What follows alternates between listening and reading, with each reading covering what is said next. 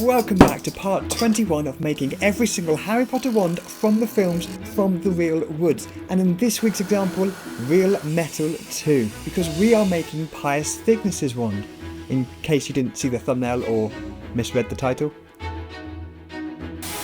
That's on fire.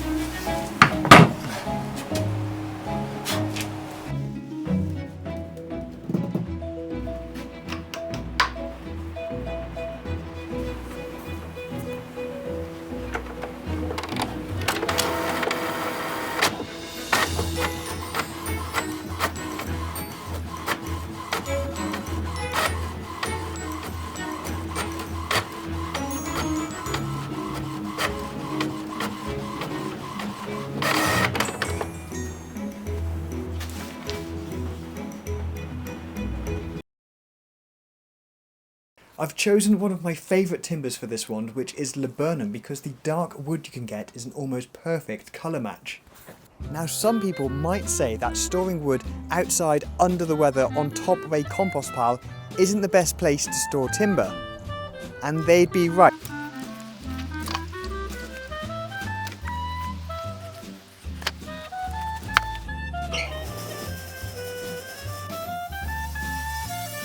Now, just like me, this piece of wood is pretty ugly and weathered on the outside. And if you were just thinking, oh, but I'm sure you're beautiful on the inside, no. If you split me open with an axe, it's not going to be pretty. So this is the before and this is what the timber inside looks like, and I love laburnum because you get these lovely two-tone colours just like with you. Now, unlike the Weasley family, laburnum will tan a lovely dark colour with exposure to UV rays and the air. Unfortunately, this wood hasn't done that yet, but it was useful to show you the cool colours which came from a rather ugly branch.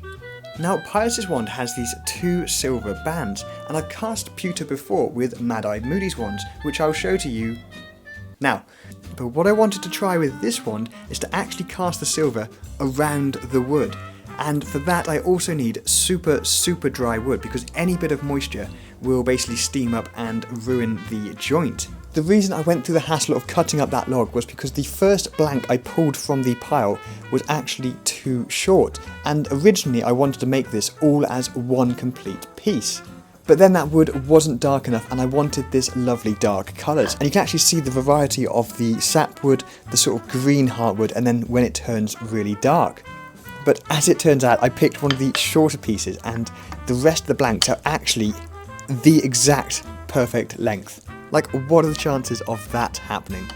And it's actually the perfect diameter too. However, because my plans have been changing a little bit and thinking about it, I'm going to only try and overmould this ferrule and basically make this pommel and this little section a separate piece, because I think that'd be a real nice little fit in there. What say you, Pius?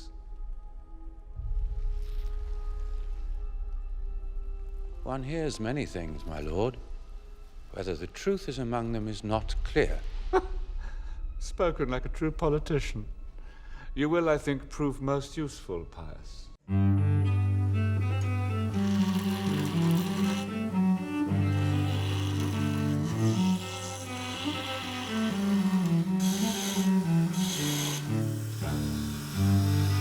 Now, I didn't realise this, but Pius was actually a good guy. He was placed under the Imperius Curse by Yaxley, which he said took a great effort and was difficult. It is then he managed to basically impregnate into the ministry and become the Minister of Magic. Effectively, he was a puppet minister acting on Voldemort's orders. So I've been putting this blank in the microwave and I've managed to lose 9 grams of water and get the moisture content down to 4%. So laburnum is also known as the golden chain tree, and as I mentioned at the start of the video, it is one of my favourite timbers. I love the colours, the dark heartwood, and it's incredibly dense, so will leave a beautifully polished finish. Now, laburnum trees are toxic, especially if you eat them, so just don't eat them. Now, fortunately, I've never had any reactions to any timbers, but its toxicity is likely the reason it's not very popular, because unfortunately a lot of people value their kids and pets over their trees. So normally I have a pretty good idea of how I'm going to go about making a wand before I start. However, Pius's was a little bit difficult because I've got these extra steps of trying to cast the silver basically around the wood. There's some extra things I've got to take care of. But now I've got the collet chuck, it makes my life a lot easier with remounting the wood on the lathe. So you'll see now that basically half the handle is in the collet chuck now.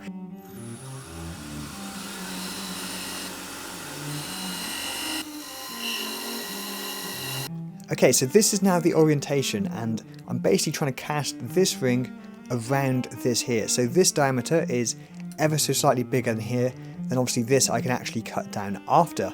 So I've made this little ring which basically slots down onto there, and then I'll be able to pour the pewter into there, and hopefully it all works. And then I've also turned a quick mould for the pommel end ferrule.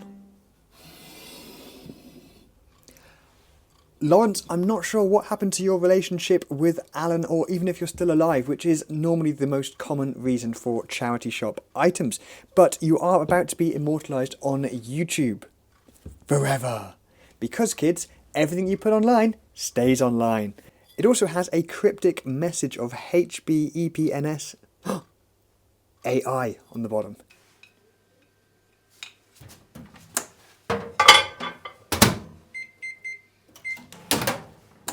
And now I poked some spikes in the wood to hopefully let the pewter sort of really dig into the wood and not spin when I turn it. Now I was hoping that the argot would be hot enough to melt this, but it wasn't, so I had to get out the oxyacetylene. Why don't you confer with Mr. Finnegan? As I recall, he has a particular proclivity for pyrotechnics. I can bring it down. That's the spirit. Now, where you go?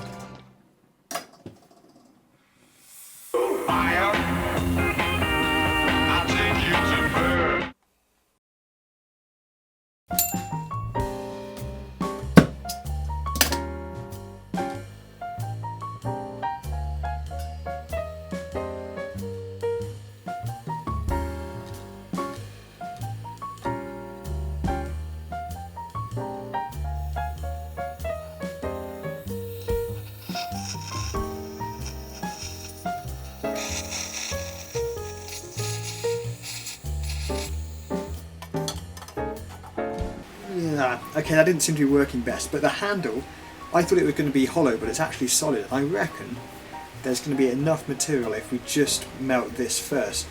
Okay, the stars have aligned because in the same bag of scrap I have found something from my old Land Rover and some disc plugs, and I think that's going to work perfectly. So I'm going to weld that in there, and then I've got myself a tiny crucible.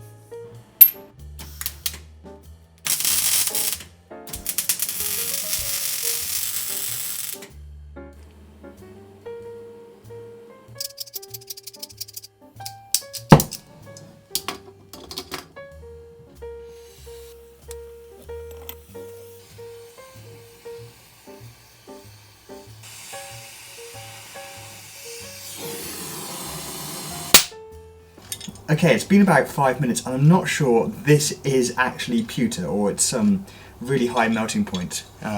Alex, or Alan, you did a good job of getting the high quality stuff.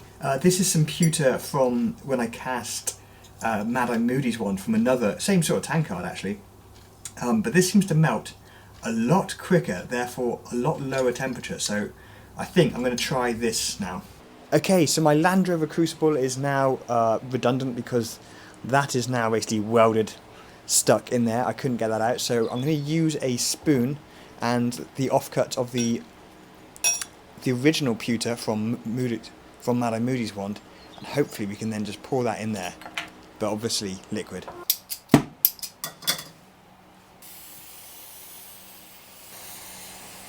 You see how much quicker that is melting?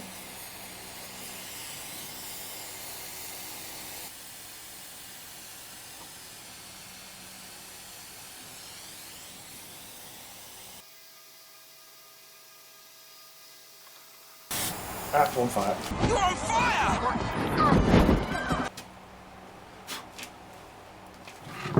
Oh, no.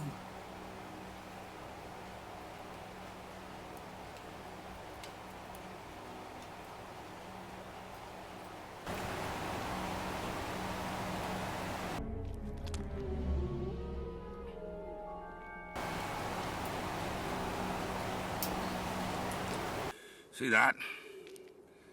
That's unicorn blood, that is.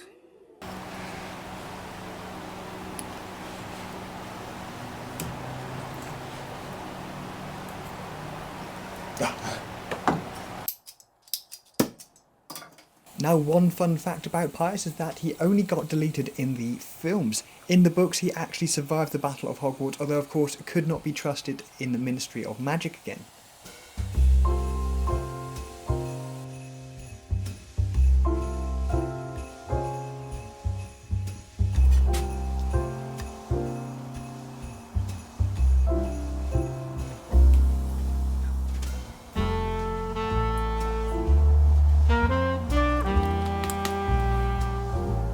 Okay, this is interesting. This part moves slightly.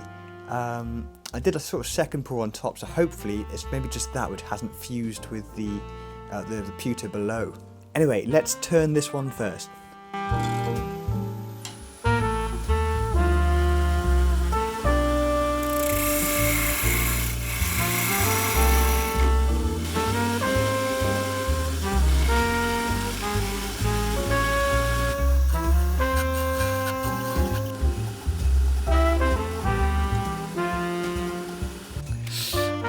Uh-oh. So I was twisting it on and, well, it twisted off. So I'm going to have to basically recast this. And next time when I put this on, I need to make sure I just tap it straight on and don't try and sort of twist it on. Maybe that hole could have been a mil bigger, but I didn't want to risk this wood splitting out. But if anything, it's good to check the casting, and this seems to have worked quite well.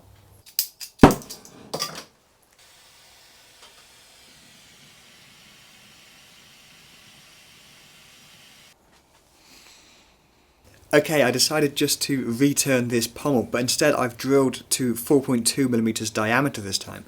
And as well, on this, I've turned this down to, I think, 4.3mm, but I've just added some grooves there, which will hopefully help it basically glue in place. But I'm not going to fit this until like its final fit, so there's going to be no test fits.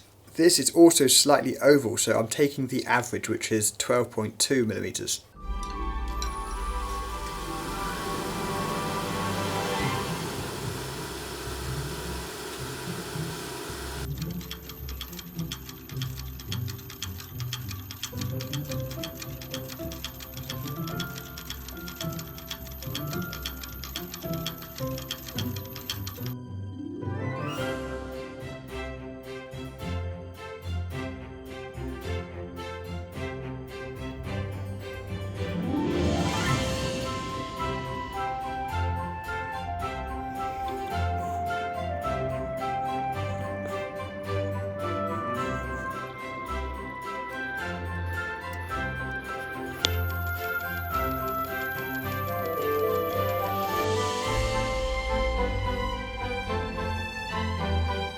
Okay, that is pretty ugly. I'm not happy with that at all.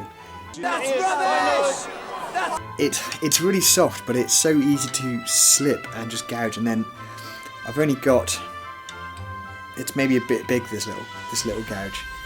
The reason I wanted to engrave it was because there is a 3D effect on that. Yeah. It just hasn't come out well at all. You can see this is kind of like worn, if that makes sense. Anyway, we'll sort of sand it up and see what it looks like.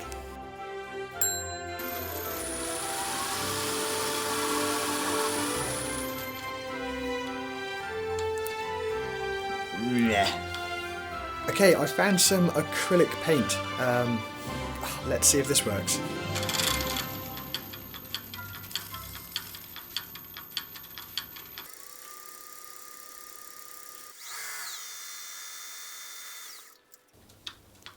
Okay, maybe that looks a little bit better. Not amazing. And next time when I put this on, I need to make sure I just tap it straight on and don't try and sort of twist it on. Even then, look how much that has gone off center.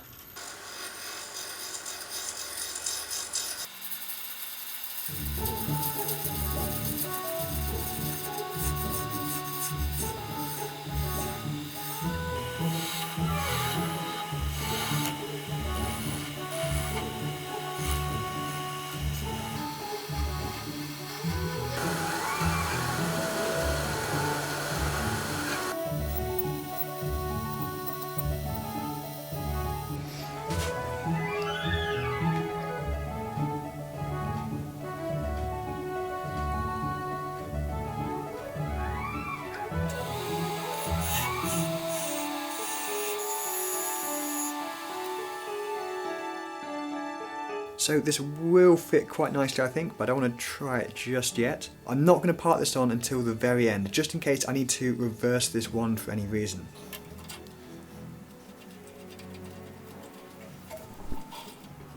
I am very excited to see how this turns out.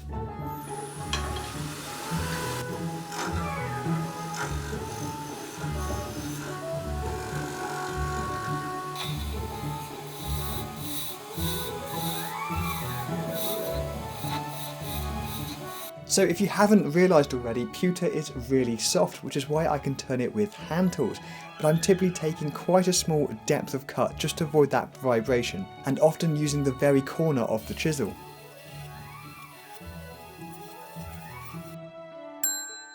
Okay, I've got a little void in here. I think basically the pewter liquid didn't fill this gap entirely. The rest is looking quite good though. Obviously we've got a little bit of thickness to take out still, but what looks good so far is that there's very minimal burning, so I think we're going to get away with this. Now it might be possible to sort of solder that in, but I think I'm going to just leave it.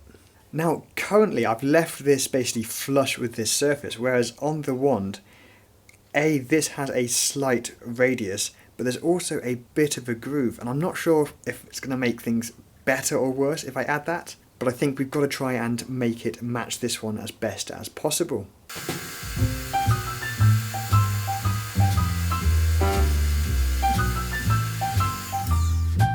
Ooh, no, that's maybe getting worse. In hindsight, I think I should have made the ring thicker, i.e. turned some of the wood underneath it a smaller diameter, and I think that would have also helped with those cavities. I've been trying to double down on video making this November and December, including trying to make more of an effort with Instagram and TikTok. But the only reason for doing that is to try and reach 100,000 subscribers here on YouTube, and then I can make Voldemort wand. I've also started posting some of the older videos onto Facebook, because I know Facebook pays a little bit as well, and that might be really helpful for this channel.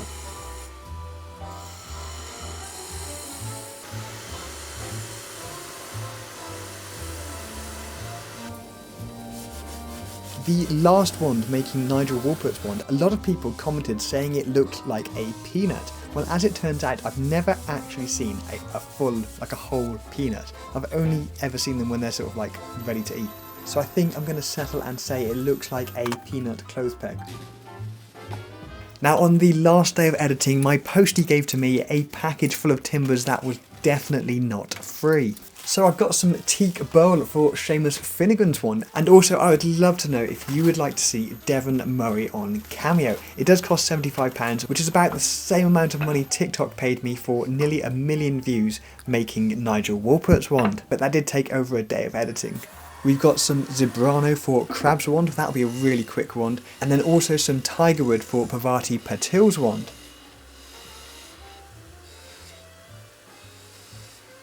Now I dropped my phone and didn't plug the microphone back in properly, so for the rest of this video it's going to be voiceovers or sound effects. So when I finished this handle it wasn't running perfectly true, so we've got that sort of wobbly line there. So all I'm doing is just blending the sharp transition point, and then sandpaper will take care of the rest.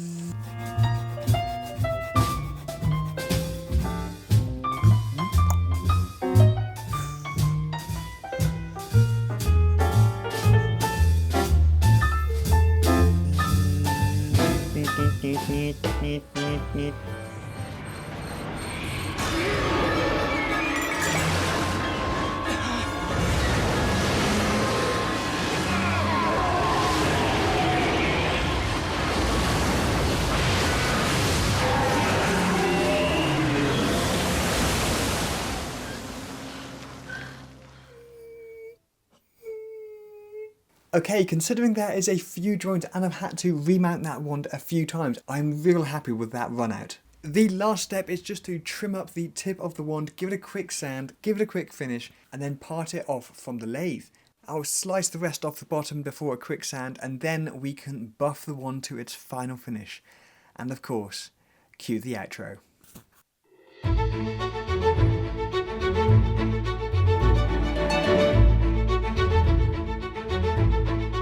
I hope you have enjoyed me making Pius Planer's wand and that you can forgive me for the awful engraving. And apologies to Lawrence because you didn't actually get immortalised on YouTube quite the way I intended, but hopefully I can use that metal in the future for another wand. As always, please subscribe if you haven't done so already, and thank you for watching.